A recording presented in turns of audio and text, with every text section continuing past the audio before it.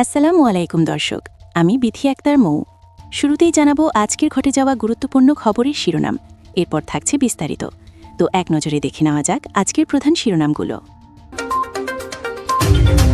এবং সর্বশেষ জানিয়ে দিব হাদির খুনি ফয়সালের নতুন ভিডিও ফাঁস, ফেঁসে গেল আইনজীবী ও মির্জা আব্বাস। ওসমান হাদি হত্যায় নতুন মোড়, ফয়সাল ছাড়াও মির্জা আব্বাস ও প্রশাসনের চাঞ্চল্যকর অনুসন্ধান। অবশেষে ঢাকায় আমরা হন্যে হয়ে খুঁজছি ফয়সাল করিম মাসুদকে, যে কিনা ইনকেলাব মঞ্চের মুখপাত্র শরীফ উসমান হাদিকে প্রকাশ্যে গুলি করে চলে গেছে। আর এই ঘাতক কিনা প্রশাসনের নাকের ডগায় বসে ছিনিমিনি খেলছে। কিন্তু আজ সকালে ফয়সাল করিম মাসুদকে নিয়ে আমরা এমন এক তথ্য পেয়েছি যে তা দেখে মাথায় রক্ত উঠে গেছে। খুনি কি সত্যিই পলাতক? খুনি কি সত্যিই দেশ থেকে পালিয়ে গেছে, নাকি প্রশাসনের ড্রয়িং রুমে বসে চা খাচ্ছে? আজ ৪ জানুয়ারি খুনি ফয়সাল করিম মাসুদকে নিয়ে এমন একটা ভয়াবহ তথ্য সামনে এসেছে যা দেখে আপনি নিজেই জাজ করতে পারবেন যে প্রশাসন আসলে এর সাথে কতটা ওতপ্রোতভাবে জড়িত। আপনি এটা কল্পনাও করতে পারবেন না যে আসলে কেন এতদিন ফয়সালকে নিয়ে নানান নাটক সাজিয়েছিল প্রশাসন। এর সাথে সরকারের উচ্চ পর্যায়ের কত বড় বড় কর্মকর্তা জড়িত তা জানলে আপনার টনক নড়বে। তাই অনুরোধ রইল ভিডিওটা সম্পূর্ণ দেখার। চলুন ভিডিওতে একটা লাইক দিয়ে একদম শেষ মুহূর্ত পর্যন্ত ভিডিওটা উপভোগ করি। শরীফ উসমান বিন হাদির খুনি ফয়সাল করিম মাসুদ অভিনয় করেছে খোদ সরকারের মাদকদ্রব্য নিয়ন্ত্রণ অধিদপ্তরের ডিএনসির জনসচেতনতামূলক বিজ্ঞাপনে। আরও অবাক করা বিষয় হলো এটি করা হয়েছে এই ইউনূস সরকারের আমলেই। আপনি কি চিন্তা করতে পারছেন ঘটনা আসলে কতটা ভয়াবহ? যে দপ্তর মাদক আর সন্ত্রাস নির্মূল করবে তাদের ব্র্যান্ড অ্যাম্বাসেডর এমন একজন যিনি প্রফেশনাল কিলার এবং মাদক ও সন্ত্রাসী কর্মকাণ্ডের সাথে নিবিড় সম্পর্ক যার। এর সবচেয়ে বড় নাটক শুরু হয় যখন ফয়সালের এই ভিডিওটা ভাইরাল হয়। ভিডিওটা ভাইরাল হওয়ার পরপরই ডিএনসি তড়িঘড়ি করে এই ভিডিওটা ডিলিট করে দেয়। কিন্তু কেন প্রমাণ লুটপাটের এত তাড়াহুড়ো তাদের? প্রশাসনের অন্দরমহলে এসব লুটপাটের সাথে জড়িত থাকা জঘন্য পশুদের কি এমন স্বার্থ লুকিয়ে আছে প্রমাণ গায়েব করতে? আর এর সাথে জড়িত যেই জজ যে কিনা ফয়সালকে জামিন দিয়েছিল এবং বিএনপির 2 লুভি রাষ্ট্রের খয়রাতি আইনজীবীকেও নিয়ে বেরিয়ে এসেছে গাহিম করা তথ্য। মাদকদ্রব্য নিয়ন্ত্রণ অধিদপ্তরেরই চ্যানেলে TBC4 ফাইনাল নামের একটি ভিডিও ছিল। এটি প্রথম আপলোড করা হয় গত বছরের 23 জানুয়ারি। এরপর রহস্যজনকভাবে এই TBC4 ফাইনাল নামের ভিডিওটা আবারও আপলোড করা হয় 4 নভেম্বর এবং 25 নভেম্বর। এই ভিডিওতে হাদির শুটার ফয়সাল করিম মাসুদকে কেন্দ্রীয় চরিত্রে অভিনয় করতে দেখা যায়। এতটুকু পর্যন্ত ঠিকঠাক, কিন্তু গতকাল যখন ভিডিওটা ভাইরাল হয় তখন সবাই চিনে ফেলে এই কেন্দ্রীয় চরিত্রে থাকা ব্যক্তি ফয়সাল করিম মাসুদ উর্ফে দাউদ খান। আর এর পরপরই ডিএনসির ইউটিউব চ্যানেল থেকে তড়িঘড়ি করে ভিডিওটা ডিলিট করে দেওয়া হয়। আর এই ভিডিও ডিলিট করার মাধ্যমেই সবকিছু স্পষ্ট হয়ে গেল যে এই ফয়সালের সাথে সরকার পক্ষের সুশীল সমাজ কতটা জড়িত। যদি তারা নিজের জায়গায় সৎ থাকতো, যদি তাদের মধ্যে ভেজাল না থাকতো, তবে কেন তড়িঘড়ি করে ভিডিওটা ডিলিট করা হলো?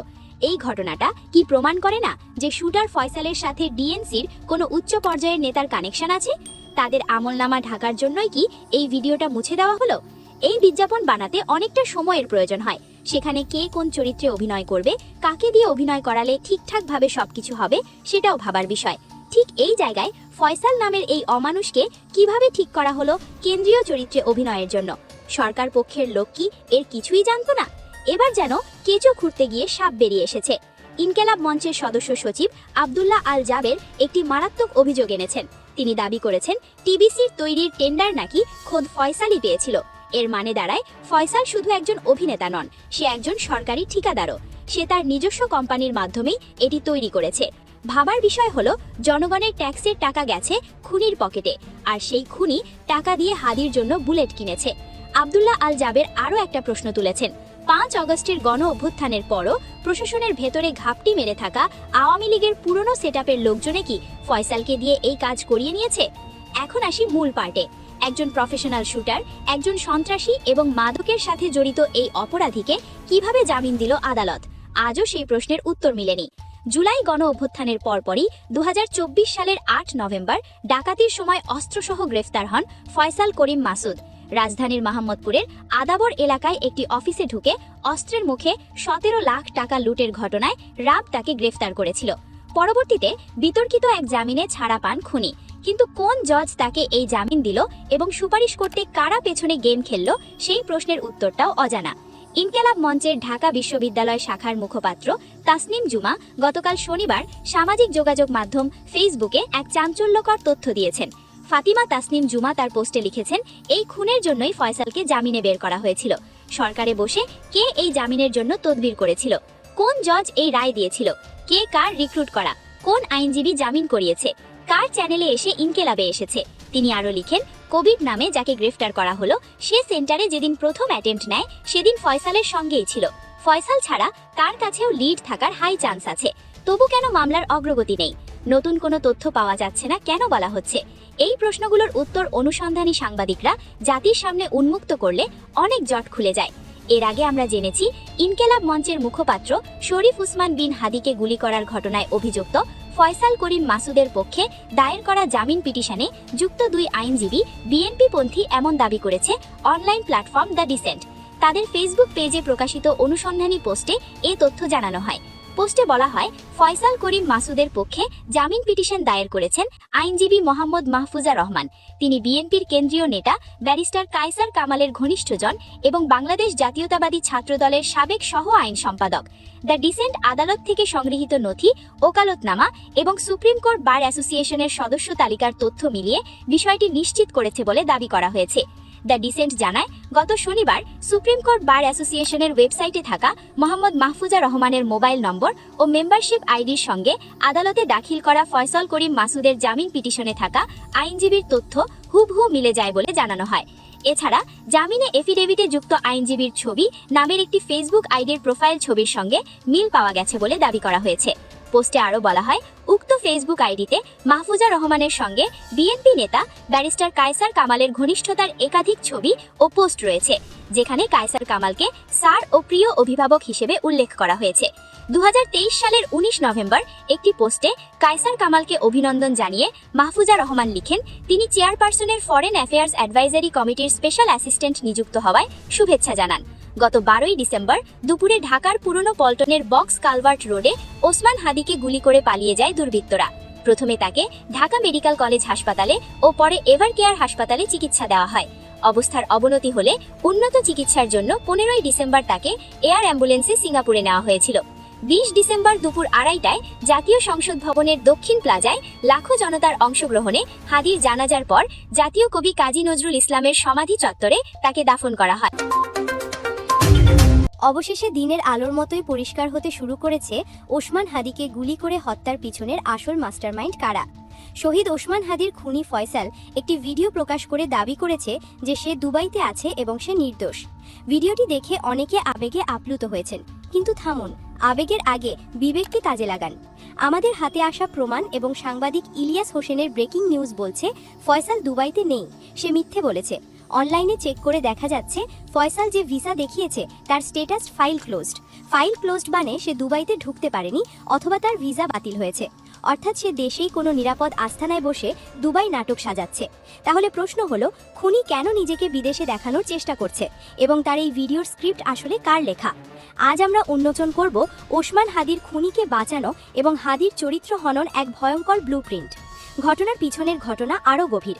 ডিসেম্বরের 13 তারিখ cyber crime expert Tanvir Hasan Joha এবং তার টিম খুনিকে গ্রেফতারের প্রায় সব প্রস্তুতি শেষ করে ফেলেছিল। খুনি জালে আটকা পড়ার ঠিক আগ মুহূর্তেই সিনারিওতে এন্ট্রি নেন জুলকারনাইন সায়ের। হঠাৎ করেই কাহিনীর মোড় ঘুরে যায়। যমুনা টেলিভিশন কাহিনী অন্যদিকে ডাইভার্ট করে। এরপর ডিএমপি নাটক করে জানালো বেনাপোল বা ইন্ডিয়া বর্ডার থেকে দুজনকে গ্রেফতার করেছে ইন্ডিয়ান পুলিশ। পরে দেখা গেল সেটাও মিথ্যে, আসলে কাউকেই গ্রেফতার করা হয়নি। ইন্ডিয়ান পুলিশ পরে এ দাবি প্রত্যাখ্যান করেছে। প্রথমে জুলকারনাইন সায়েরের দলের নাজমুস সাকিব একটা ভিডিও ছাড়লো আর এরপর ফয়সাল নিজে ভিডিও দিল। এই টাইমিং কি কাকতালীয়? মোটেও না। জুলকারনাইন এবং তার দলবল প্রথম থেকেই ঘটনার মোড় ভরাতে উঠে পড়ে লেগেছে। সবাই মুখে কুলুপ এঁটে বসে আছে, কারণ ডাল মে কুছ কালা হ্যায়। সাংবাদিক ইলিয়াস ঠিকই বলেছেন, খুনি দেশেই আছে এবং তাকে শেল্টার দেওয়া হচ্ছে। ফয়সালের ভিডিওটি যারা গভীরভাবে দেখেছেন তারা খেয়াল করবেন সে শুধু নিজেকে নির্দোষ দাবি করেনি, সে খুব কৌশলে শহীদ ওসমান হাদির চরিত্রের ওপর আঘাত হেনেছে। সে হাদিকে একটা রাজনৈতিক দলের প্রোডাক্ট বলেছে, সরকারি কাজ পাইয়ে দেওয়ার জন্য ঘুষের লেনদেনের গল্প ফেঁদেছে। কিন্তু কেন? একজন মৃত মানুষের বিরুদ্ধে ঘুষের অভিযোগ কেন? কারণ খুনি এবং তার মাস্টারমাইন্ডরা জানে হাদি এখন আর শুধু একজন ব্যক্তি নন, তিনি একটি স্পিরিট বা চেতনা। তরুণরা তাকে আইকন মানছে, তাই খুনিকে দিয়ে এমন কথা বলানো হচ্ছে যাতে সাধারণ মানুষ ভাবতে শুরু করে যে ও, হাদি তো ঘুষের কারবার করত, সে তো পলিটিক্যাল প্রোডাক্ট। উদ্দেশ্য পরিষ্কার, নিজেকে নির্দোষ প্রমাণ করা নয়, বরং হাদির প্রতি শ্রদ্ধা ও আবেগ ধ্বংস করা। খুনি এখনো মিশনেই আছে, আর সেই মিশন হলো ক্যারেক্টার অ্যাসাসিনেশন বা চরিত্র হনন। এই স্ক্রিপ্ট অনেকটা তামিল সিনেমার মতো। ভিলেন যখন নায়কের সাথে শক্তি দিতে পারে না, তখন সে নায়কের চরিত্র নষ্ট করে জনসমর্থন কমানোর চেষ্টা করে। সতর্ক করে দিচ্ছি, সামনে আলো ভয়ঙ্কর কিছু হতে পারে। আজ ঘুষের অভিযোগ এসেছে, কাল হয়তো দেখব এআই দিয়ে বানানো কোনো ব্লু ফিল্ম বা আপত্তিকর ভিডিও ফাঁস হয়েছে। এরপর হয়তো কোনো ভাড়াটে নারী এসে বলবে আমি প্রেগনেন্ট, পেটে হাদির বাচ্চা। এভাবে ছোট ছোট ফেক নিউজ তৈরি করে হাদি স্পিরিটকে দুর্বল করার চেষ্টা চলবে অনবরত। তারা চায় সাধারণ মানুষ যেন বিরক্ত হয়ে বলে, ধুর, হাদি মনে হয় খারাপই ছিল। একবার যদি এই বিশ্বাসটা ভাঙা যায়, তবেই ভারতীয় আধিপত্যবাদের দালালরা জিতে যাবে। কারণ শহীদদের বিতর্কিত করতে পারলেই জাতি হিসেবে আমরা মেরুদণ্ডহীন হয়ে পড়ব। খুনির ভিসা ক্লোজড স্ট্যাটাস প্রমাণ করে সে মিথ্যাবাদী, তার বাকি কথাগুলো সাজানো মিথ্যা। এদিকে ওসমান হাদি হত্যাকাণ্ডের মূল অভিযুক্ত ফয়সাল করিম মাসুদের ভিডিওটি ভাইরাল হওয়ার পর থেকে একটাই প্রশ্ন ঘুরপাক খাচ্ছে, এটা কি এআই দিয়ে বানানো? কারণ ভিডিওর কিছু জায়গায় তার দাড়ি হঠাৎ অদৃশ্য হয়ে যাচ্ছে। অনেকে দাবি করছেন এটি ডিপফেক, কিন্তু দ্য ডিসেন্টের গভীর পর্যবেক্ষণ এবং ফরেনসিক অ্যানালিসিস সম্পূর্ণ ভিন্ন কথা বলছে। আজ আমরা এই ভিডিওর ব্যবচ্ছেদ করব, জানবো দাড়ি কেন গায়েব হলো, ফয়সাল কি সত্যি দুবাই কিনা, সবচেয়ে বড় কথা, মৃত্যুর পর ওসমান হাদির বিরুদ্ধে 5 লাখ টাকার ঘুষের অভিযোগ কেন আনা হলো। প্রথমে আসি টেকনিক্যাল বিশ্লেষণে। দ্য ডিসেন্ট অন্তত 4টি নির্ভরযোগ্য এআই যাচাই টুল দিয়ে পরীক্ষা করে নিশ্চিত করেছেন ভিডিওটি এআই জেনারেটেড নয়। ভিডিওতে ফয়সালের চোখের পলক, মুখভঙ্গি এবং ব্যাকগ্রাউন্ড নয়েজ সবই ন্যাচারাল বা বাস্তব। ব্যাকগ্রাউন্ড নয়েজ শুনলেই বোঝা যায় এটা দুবাইয়ের নয়, হয় ইন্ডিয়া কিংবা বাংলাদেশের। তাহলে দাড়ি অদৃশ্য হলো কেন? বিশ্লেষণ বলছে ভিডিও রেকর্ড করার সময় ফয়সাল মোবাইলের কোনো বিউটি ফিল্টার বা ফেস ফিল্টার ব্যবহার করেছেন। ফয়সাল যখন নির্দিষ্ট একটি মুখভঙ্গি পড়ছেন, তখন এই ফিল্টারটি গ্লিচ করছে, যার ফলে মনে হচ্ছে দাড়ি নেই। এটি এআই দিয়ে পুরো ভিডিও বানানোর প্রমাণ নয়, বরং ফিল্টার অন থাকার সাইড এফেক্ট, অর্থাৎ ভিডিওর ব্যক্তিটি রক্ত মাংসের ফয়সালি। দ্বিতীয়ত, ফয়সাল দাবি করেছেন তিনি দুবাই আছেন, কিন্তু ভিডিওতে তিনি এমন কোনো প্রমাণ দেখাননি, যেমন দুবাইয়ের রাস্তা বা ল্যান্ডমার্ক। মুখের কথা ছাড়া তার অবস্থানের কোনো ভিত্তি নেই। আর আগেই বলা হয়েছে তার ভিসার ফাইল ক্লোজড, অর্থাৎ দুবাইয়ের দাবিটি ধোপে টেকে না। তৃতীয়ত, ফয়সাল ভিডিওতে একটি ডাহা মিথ্যা কথা বলেছেন। তিনি বলেছেন হাদিকে হত্যার সময় বাইকে আমি ছিলাম না, অথচ ডিসেন্ট এবং আইন শৃঙ্খলা বাহিনীর তদন্তে সিসিটিভি ফুটেজ বিশ্লেষণ করে আগেই প্রমাণিত হয়েছে হত্যাকাণ্ডের সময় বাইক চালাচ্ছিলেন আলমগীর শেখ, আর পিছনে বসে গুলি চালিয়েছেন এই ফয়সাল করিম। নিজের পিঠ বাঁচাতেই তিনি এমন নির্লজ্জ মিথ্যাচার করছেন।